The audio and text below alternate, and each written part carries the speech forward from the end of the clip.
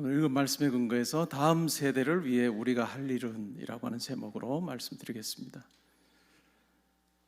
기원전 8세기 헬라 시인이고 천문학자 또 기술자였던, 그리고 첫 번째 경제학자라고 우리가 부르는 헤시오드라고 하는 사람이 이런 말을 했습니다.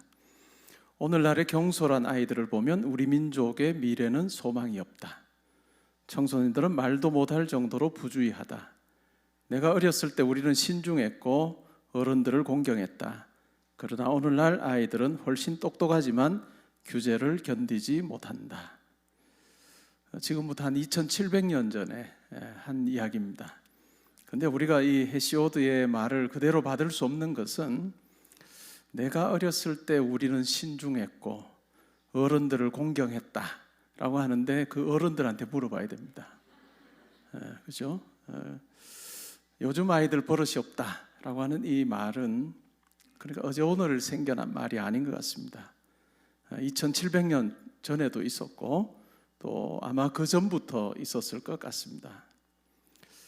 여러분들이 부모로 지금 이 자리에 계시는데, 여러분들이 어렸을 때는 어땠을 것 같습니까? 헤시오드처럼 나는 어렸을 때 신중했고 어른들을 공경했다. 그러나 내 자녀는 똑똑하긴 하지만 지금은 엉망이다.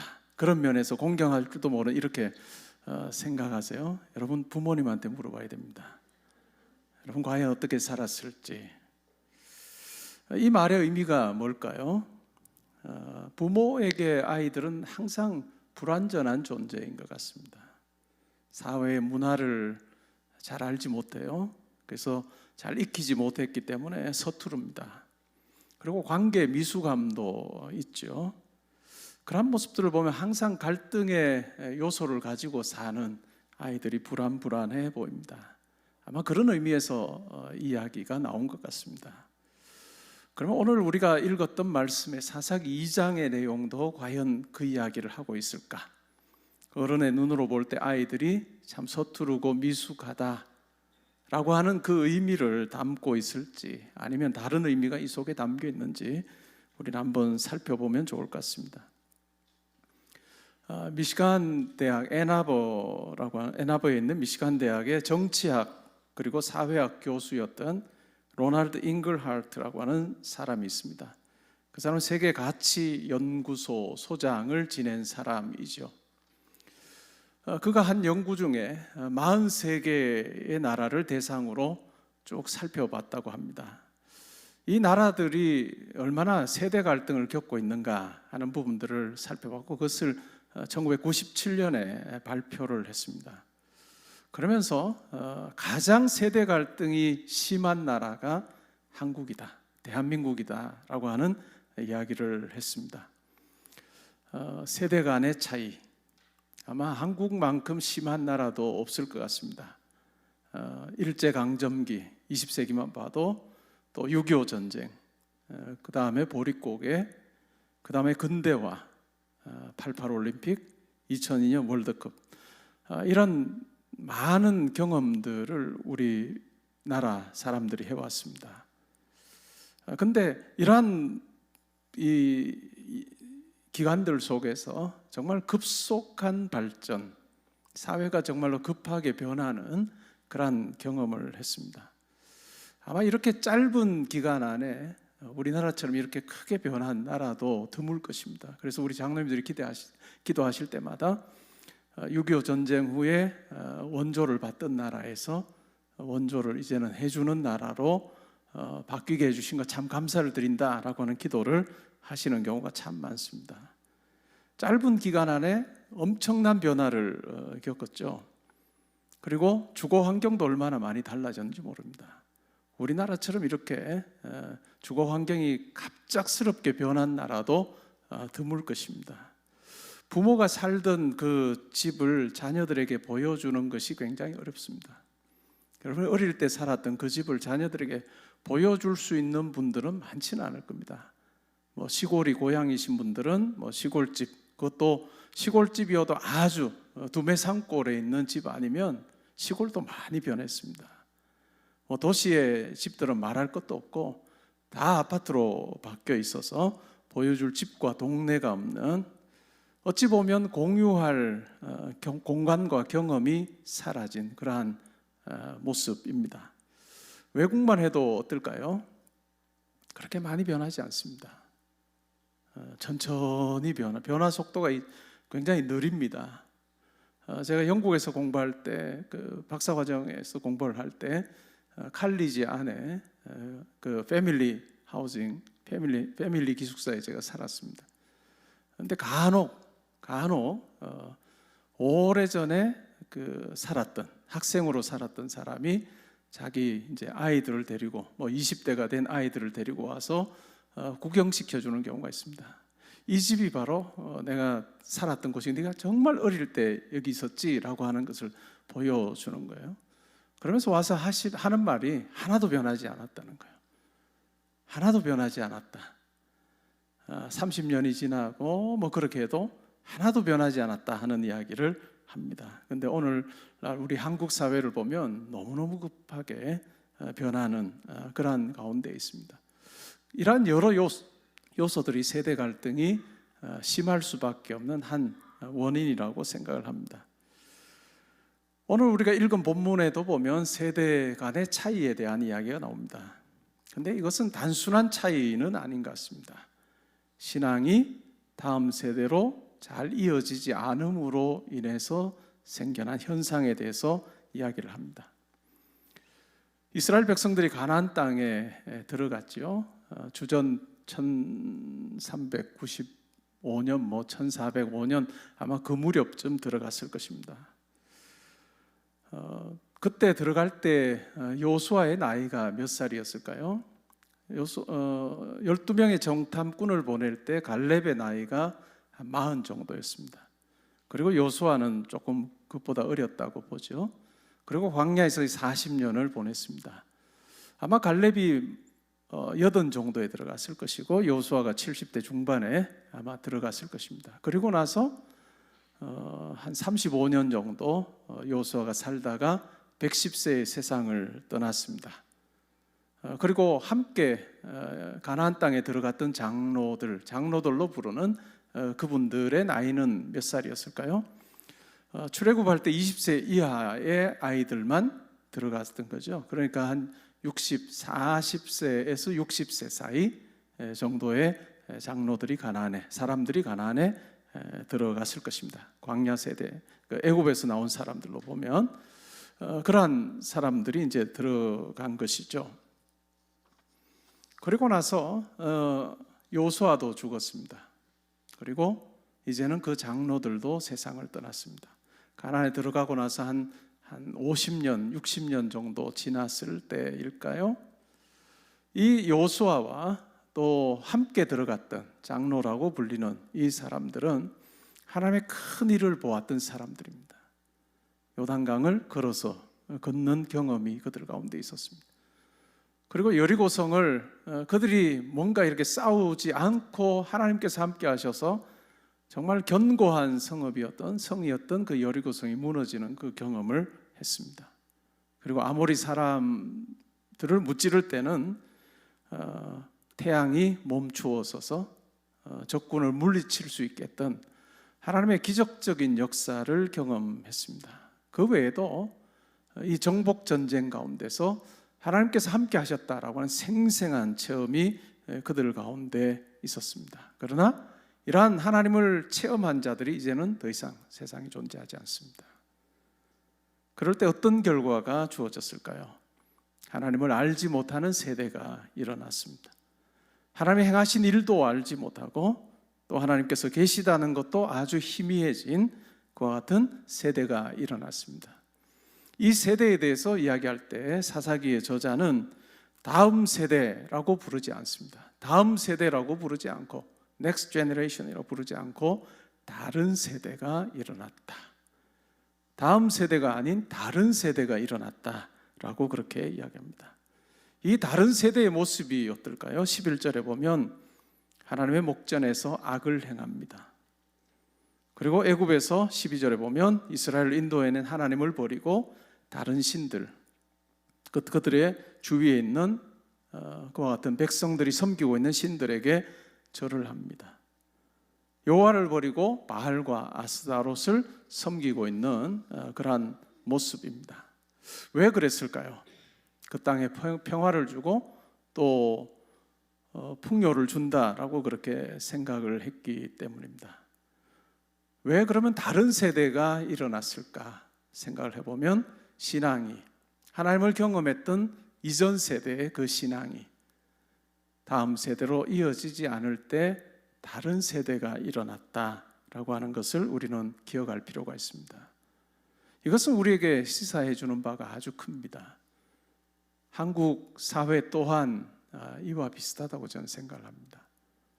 1970년대, 80년대 아주 놀라운 부흥을 경험했습니다. 이 자리에 있는 우리 성도님들 중에도 한국교회가 막 성장하고 뜨거웠고 했던 그때를 아마 기억하는 분들이 많을 겁니다. 교회들마다 철야 기도를 하고 금요일이 되면 철야를 하면서 밤을 그냥 다 그냥 세우면서 하나님 앞에 기도했던 그 세대, 그러한 때가 한국의 교회 가운데 있었습니다. 그리고 하나님께서 한국 교회 가운데 놀라운 일을 행하셔서 하나님의 살아계심을 체험했던 많은 사람들이 있었습니다. 그런데 오늘날 어떨까요? 이제는 기도가 점점 더 사라집니다. 이제는 밤을 새서 철야 기도하는 교회는 찾아보기가 어렵습니다. 여름이면 한국교회가 아주 성장할 그때 여름이면 산들마다 기도원에 사람들이 꽉꽉 찼습니다. 기도하러 모여든 사람들이 참 많았습니다. 시설이 어땠을까요? 시설은 정말 열악했습니다. 시설은 열악해서 몰려든 사람들이 이렇게 잘방이 숙소가 없기 때문에 거의 그냥 본당에서 남자 여자 가릴 것 없이 그냥 잘 수밖에 없었다. 그런 열악한, 에어컨이 있었습니까?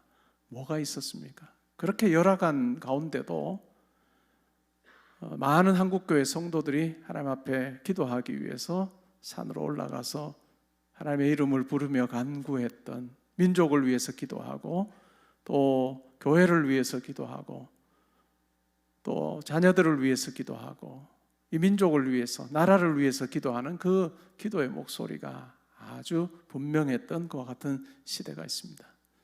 요즘은 어떨까요? 요즘은 그러한 기도 소리가 많이 줄었습니다. 기도원들마다 금요일이 돼도 텅텅 빕니다. 우리 가까운 기도원들에도 기도하러 오는 사람이 참으로 적다라고 하는 이야기를 듣습니다. 요즘에는 2인 1실을 주지 않으면 안 갑니다. 2인 1실. 제가 그래서 수련회를 우리 교회가 한번 해볼까 하고 이렇게 견적을 내보다가 쉽지 않겠는데? 라고 생각을 하는 것 중에 하나가 2013년에 우리가 전교인 수련회를 할 때만 해도 한 방에 10분, 15분, 20분도 물론 그렇다고 빡빡한 작은 방은 아닙니다. 꽤 넓은 방에 넉넉하게 잘 수 있는 방에서 그렇게 주무시기도 했는데 지금 그렇게 하라고 하면 할까라고 생각을 해보면 안 하실 것 같다 하는 생각이 듭니다. 왜냐하면 제가 총회 관련 일을 하면서 여러 수련회 비슷한 걸 또 함께 스태프로 함께 이제 섬기기도 하는데 목사님들도 마찬가지입니다. 이전에는 10분, 15분 같이 들어가서 막 해서 수련회도 아무렇지도 않았는데 지금은 최소 2인 1실 그리고 혼자, 그렇지 않으면 신청을 잘 안 합니다. 이것이 오늘날, 그러니까 하나님께 나아가 기도하는데 여러 걸림돌이 있는 그러한 시대를 우리가 살고 있다라고 하는 것입니다. 그렇기 때문에 우리는 다음 세대, 내 자녀들에게 또 우리 교회 다음 세대에 믿음을 어떻게 물려줄 수 있을까 하는 부분에 대해서 우리는 정말 심각한 고민을 해야 할 때인 것 같습니다. 신앙교육에 실패하자 하나님의 은혜를 다음 세대가 잃어버리고 다른 세대가 됐습니다. 그리고 물질적 쾌락, 그리고 가나안 문화에 동화되어서 하나님을 믿고 따르는 하나님 백성으로서의 거룩함을 그들은 잃어버렸습니다. 그렇게 됐을 때 그들의 삶에는 사명이라고 하는 것은 별로 중요하지 않게 됐습니다. 사명이라고 하는 것은 중요하지 않게 됐다. 여러분, 이 말을 참 잘 한번 새겨 보시면 좋을 것 같아요. 사명이 사라질 때 그때는 나 중심의 삶을 살게 될 가능성이 굉장히 크다라고 하는 것을 보여줍니다. 엘리 제사장 그리고 그의 아들 홈니와 비나스를 우리는 잘 알고 있습니다. 하나님께서 엘리 제사장 가문을 선택하셔서 백성들이 드리는 것을 가지고 그들이 잘 살게 그렇게 해 주었습니다. 그럼에도 불구하고 엘리 제사장은 자기 아들들에게 신앙적인 교육을 잘하지 못했습니다. 하나님께 드려야 될 제물 중에서 자기들이 보기에 가장 좋은 것을 먼저 먹습니다. 그리고 심지어는 이제는 삶은 것 먹기 싫으니까 그냥 우리들이 구워 먹을 수 있도록 그냥 달라라고 이야기하는, 그리고 성막에서 수종드는 연과 간음하는 그들의 모습을 우리가 발견하게 됩니다. 그런 모습을 보면서 하나님께서 말씀합니다. 나를 존중히 여기는 자를 나는 존중히 여기고 나를 멸시하는 자를 내가 멸시한다 라고 그렇게 말씀하고 계십니다. 가나안에 들어갔던 이스라엘 백성들이 왜 우상 숭배를 했을까요? 우상 숭배, 바알을 섬기고 아세라 신을 섬기고 하는 그것은 자기가 가지고 있는 욕망을 투영한 것입니다. 자기가 풍요하게 살고 싶어요. 그러니까 비의 신이나 또 곡식의 신이나 이런 어떤 바람의 신, 이러한 것들에게 제사를 드림으로 내가 누리기를 원하는 것을 차지하기를 원하는 그것입니다. 이러한 바알이나 아세라에게서 우리는 어떠한 거룩한 삶을 살아야 된다라고 하는 요구를 발견할 수 없습니다. 그런데 여호와 하나님은 어떠하시죠? 하나님 백성이, 내 백성이 어떻게 살아야 되는가, 내 백성이 무엇을 위해서 살아야 되는가 라고 하는 것에 대해서 아주 분명하게 말씀해 주십니다. 이것이 하나님과 다른 많은 우상 신들의 차이라 할 수 있습니다. 우상 신들을 섬김으로 내가 원하는 것을 그들을 통해서 얻고자 하지만, 그러나 우리가 하나님을 섬긴다는 것은 내가 원하는 것을 얻는 것이 아니라 하나님께서 원하시는 것이 무엇인지를 우리가 알고 그 하나님의 뜻에 순종하는 자로 사는 것, 그것이 바로 여호와 신앙, 하나님을 믿는 자의 모습이라 할 수 있습니다. 여러분, 우리가 이것을 기억하는 것이 참 중요해요. 우리의 기도의 자리에서도 마찬가지입니다. 아주 하나님 앞에 간절히 기도하는 것 중요합니다. 그러나 간절히 기도하는 그 내용이 무엇인가가 더 중요합니다. 하나님, 이것이 필요한데, 내 삶에 이것이 필요한데 하나님 이것을 반드시 주십시오라고 한다면 때로는 오랜 시간을 기도한다 할지라도 그 속에 내 뜻을 관철시키고자 하는 그와 같은 의지가 내 기도를 더 이렇게 좌우하는 그러한 모양새를 가질 때가 있습니다. 우리가 기억할 것은 하나님께서 나에게 맡기신 사명이 무엇인가 하는 것을 잊지 않는 것입니다. 하나님께서 내게 주신 사명이 무엇인가, 그리고 내 삶을 통해서 이루시기를 원하시는 것이 무엇인가 라고 하는 것에 우리는 관심을 기울여야 할 것입니다. 부모 기도회에 나와서 여러분 자녀들을 위해서 기도하실 것입니다.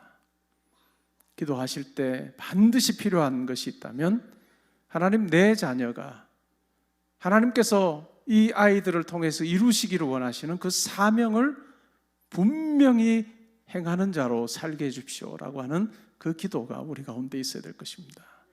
그 가운데 그 바탕 위에서 우리가 자녀들을 위해서 기도해 주는 것, 그것이 참 중요할 것입니다. 우리 자녀들에게 너에게 하나님께서 주시는 사명이 있다라고 하는 것을 우리는 가르쳐야 할 것입니다. 그리고 뿐만 아니라 우리 자녀들에게 그것을 가르치기 전에 하나님께서 내게 주신 사명이 있다는 것을 우리가 부모 이전에 내 삶을 통해서도 확인하면 좋을 것 같습니다. 내가 사명자로 살고 있다. 내가 사명자로 부름받아서 살고 있고 하나님께서는 그 일을 이루시기를 원하신다라고 하는 것을 아주 분명하게 생생하게 내가 알고 그 사명을 쫓아 살아가는 그 모습을 우리 자녀들에게 보여줄 때, 야, 너희들에게 사명이 있다라고 하는 그 말이 무엇인지를 우리 아이들은 깨닫게 될 것입니다. 여러분, 여러분의 삶을 한번 살펴보십시오. 여러분, 이 계획한 대로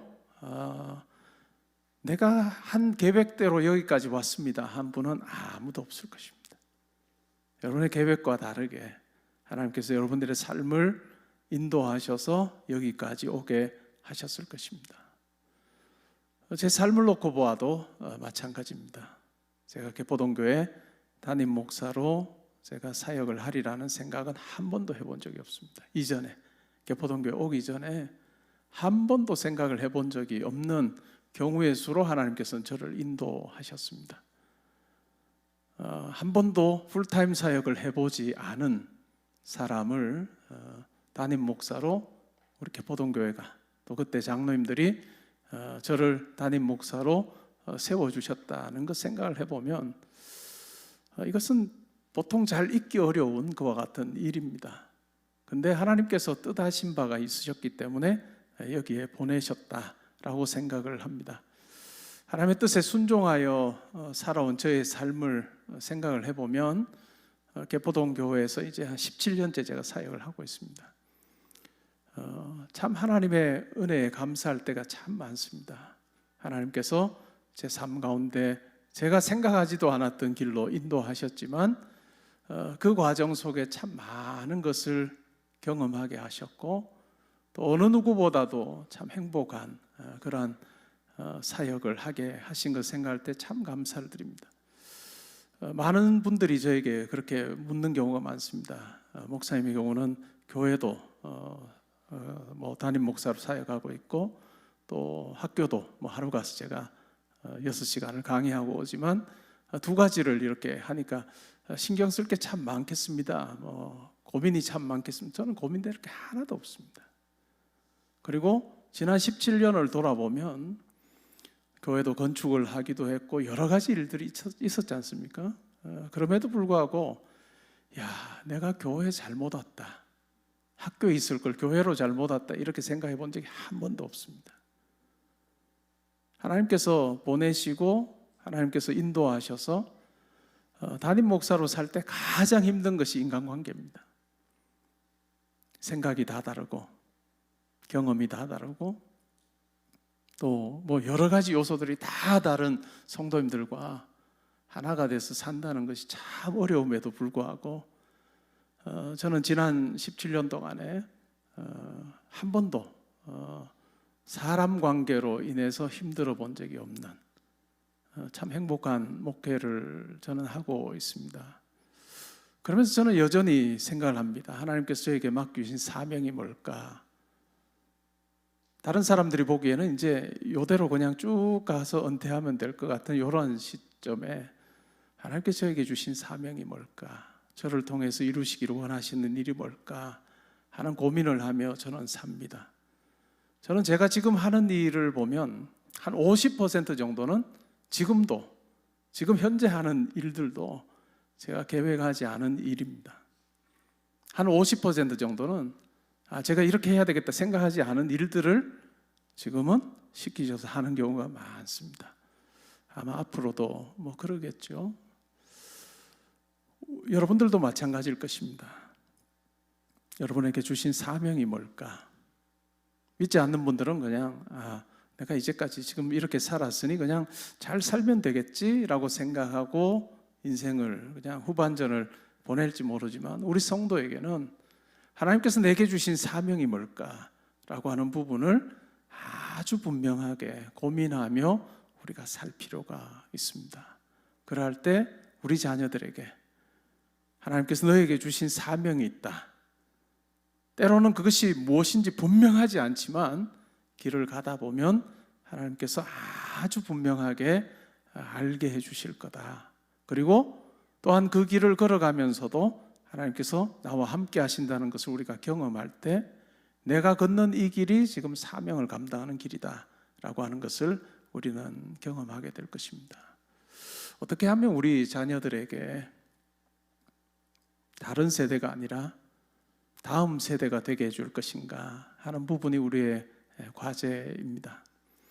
저는 여러분들이 가정에서 또 교회에서 우리 오늘 선생님들 오셨으니까 교회에서 할 때 절대로 헬리콥터 맘이나 헬리콥터 데디가 돼서는 안 됩니다. 그거 필요해? 내가 해줄게. 우리가 신앙생활에서는 결코 이렇게 해서는 다음 세대를 키울 수 없다는 것을 여러분 기억하시면 좋겠습니다. 여러분 자녀들에게 여러분의 사명을 놓고도 나누셔야 될 거예요. 엄마 아빠가 지금 이 상황 가운데 있어. 엄마 아빠가 다 아는 것처럼 그냥 인생의 마지막까지 마치 다 보는 자처럼 그렇게 말하지 말고, 우리 다 보지 못하잖아요. 엄마 아빠도 이 일 때문에 기도하고 있어. 너도 함께 기도해 주면 좋겠어 라고 할 때 아이들이 조금씩 내가 기도해야 되는구나, 내 엄마를 위해서 내 아빠를 위해서 기도해야 되는 사람이구나 라고 하는 것을 아이들이 알게 될 것입니다. 그리고 교회도 마찬가지입니다. 교회는 그냥 중고등부 학생에게 너희들은 공부만 열심히 해라, 그리고 너희 원하는 그 대학을 위해서 신앙 가지고 달려가기만 해라 라고 할 것이 아니라, 우리 중고등부 아이들에게도 우리 교회가 이와 같은 부분을 놓고 기도하고 있단다, 너희도 함께 기도해 주면 좋겠다 라고 아이들에게 기도할 수 있는 그런 어떤 여지를 마련해 주는 것, 그건 참 좋은 것 같습니다. 제가 어릴 때를 생각을 해보면 정말 가난한 집에서 저는 살았습니다. 그래서 뭐 여러 가지 걱정들이 많을 수밖에 없는, 경제적으로는 때로는 교회, 저희 아버지가 장로님이셨고 어머니가 권사님이셨는데 교회가 건축을 한다라고 하면 저희는 무조건 한 끼 금식을 합니다. 우리 한 끼 금식하고 그것 가지고 하나님 앞에 건축헌금 하자 결정하면 묻지도 않았어요. 그냥 그렇게 하기로 했다. 가정예배 끝나고, 매일 가정예배 끝나고 땅 말씀하시면 그냥 한 끼 금식이에요. 그렇게 해서 어린 그 나이에 그게 쉽지가 않잖아요. 한 끼를 금식한다는 게. 그리고 어떤 문제가 있으면, 우리 가정에서 어떤 해결해야 될 문제가, 기도 제목이 있으면 우리 일주일에 한 번 금식이다. 그러면 이제 점심을 못 먹는 거예요. 일주일에 하루는 한 번 금식하면 그렇게 마치 아이들에게는 먹고 온 것처럼 그렇게 보내지만, 그러면서 이것 가지고 기도하자, 이것 가지고 기도하자. 그리고 1년이 딱 기간이 딱 지나고 나면 이제는 금식하지 않아도 된다.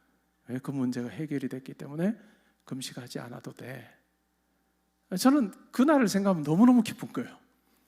밥을 먹게 됐다는 것도 기쁘지만, 하나님께서 이렇게 들어주시는구나, 우리가 기도할 때 하나님께서는 함께 해주시는구나 라고 하는 것을 제가 어려서부터, 초등학생일 때부터 해서 부모님들이 가르쳐 주신 것 같아요. 야, 너는 기도해서 그냥 요래라고 하지 않으셨다. 우리 함께 기도하자.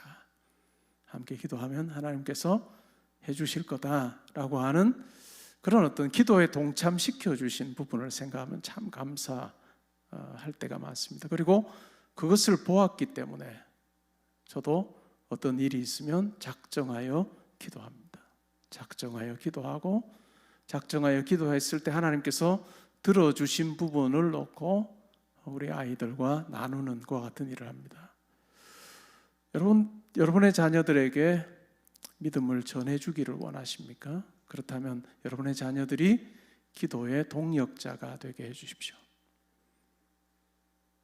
엄마로서, 아빠로서 여러분들이 가지는 고민 없는 분이 어디 있어요? 근데 아이들 앞에 설 때만 어떻게 서세요? 마치 아무 고민 없는 것처럼, 너희는 이 고민에 함께할 필요도 없다라고 그렇게 아이들에게 대할 때도 많습니다. 그렇게 하지 마십시오. 내가 이 결정을 해야 되고 이러한 상황인데 너도 나를 위해서 기도해 주면 좋겠다. 그리고 하나님께서 이 일 가운데 어떻게 행하시는지를 우리 같이 보면 좋겠다. 그렇게 아이들에게 기도의 자리로 초대할 때 아이가 내가 기도하며 살아야 되겠구나, 내가 엄마 아빠를 위해서 기도할 수 있다라고 하는 것이 얼마나 아이들에게 자기 존재감도 더 분명하게 느끼게 하는 그와 같은 모습으로 살게 할 것입니다.